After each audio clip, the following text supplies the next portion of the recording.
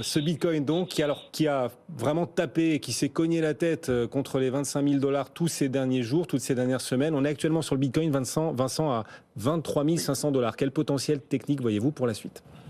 Alors, tout d'abord, je tiens à exprimer, alors pour vous, bien sûr, pour Lilian et Mathis aussi en plateau, puis pour tous les auditeurs, mon étonnement, ma surprise, je vais être plus précis, ma bonne surprise de voir le cours du Bitcoin résister à toutes les mises à jour fondamentales depuis une semaine que vous avez très bien décrit sur votre antenne. D'ailleurs, Guillaume, vous venez de le rappeler, ce rebond, alors rebond, il ne faut pas non plus exagérer, on n'est pas remonté sur les records d'inflation, mais en tout cas, cette stabilisation de l'inflation dans sa baisse, ce retour, par contre, tout en haut des taux d'intérêt du marché et pour certaines parties de la courbe des taux d'intérêt, même de nouveaux records pluriannuels, et ce rebond du dollar américain.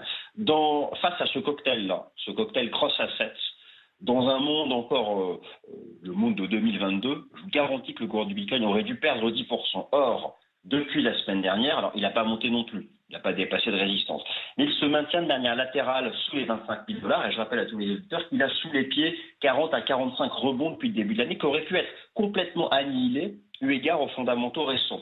Alors on peut se poser la question de savoir pourquoi finalement seuls les initiaux sont. Moi j'ai une petite explication qui m'est venue comme ça à l'esprit, à force de réfléchir tous les jours sur les marchés, on trouve toujours une bonne raison.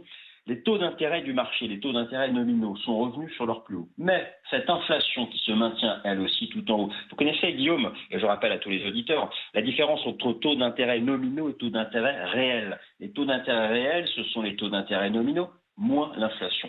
Eh bien, ces taux d'intérêt réels restent négatifs. Alors voilà, peut-être que revient quelque chose qui n'a pas marché d'ailleurs l'année dernière, mais cette idée que Bitcoin pourrait être hedge contre l'inflation. D'ailleurs, regardez le CAC 40, il est revenu tout en haut, et tout le monde se pose la question pourquoi. Donc voilà, il y a peut-être une raison du côté des taux d'intérêt réels.